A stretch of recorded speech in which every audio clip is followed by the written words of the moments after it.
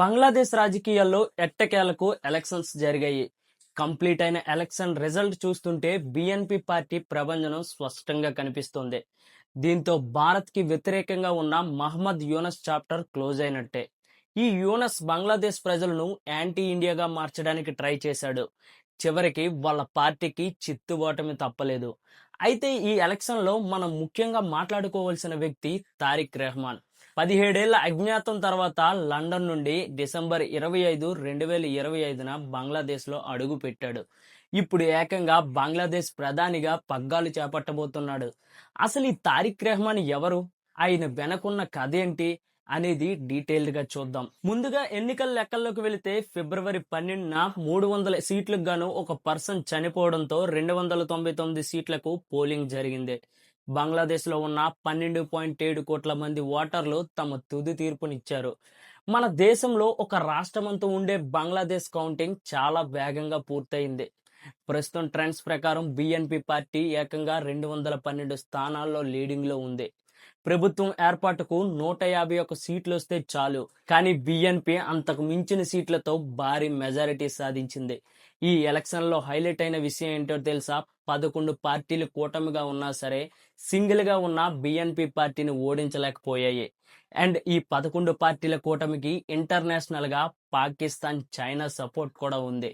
But చిత్తుగా ఓడిపోయాయి.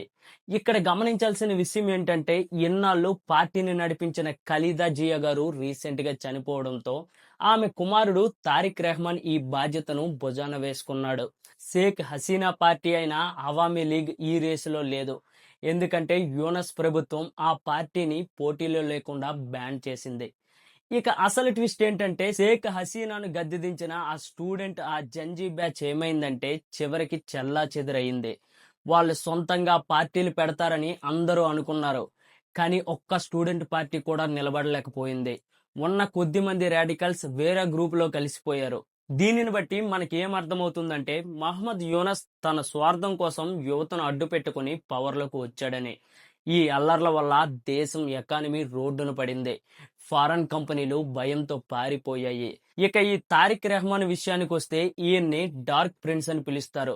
గతంలో అవినీతి ఆరోపణల వలన లండన్ వెళ్లిపోయినా ఇప్పుడు తన తల్లి మరణం తర్వాత సరైన టైంలో ఎంట్రీ ఇచ్చి ప్రజల ప్రేమను దక్కించుకున్నాడు. ఆయన ప్రధాని అయితే భారత్తో సంబంధాలు ఎలా ఉంటాయే అనే సందేహాలు అందరిలో ఉంది. అయితే ఆయన రీసెంట్ స్టేట్మెంట్ చూస్తుంటే కొంచెం తెలివైన వాడిలా అనిపిస్తుంది. మేం ఇండియాతో రిలేషన్ను రీసెట్ చేయాలనుకుంటున్నాము, మాకు రెస్పెక్ట్ఫుల్ రిలేషన్ కావాలని అన్నాడు. బంగ్లాదేశ్ చుట్టూ ఇండియానే ఉంది, గంగా నది నీరు కూడా మనమే వాళ్ళకి పంపించాలి. కాబట్టి తెలివైన ఏ లీడర్ అయినా సరే ఇండియాతో గొడవ పెట్టుకోడు.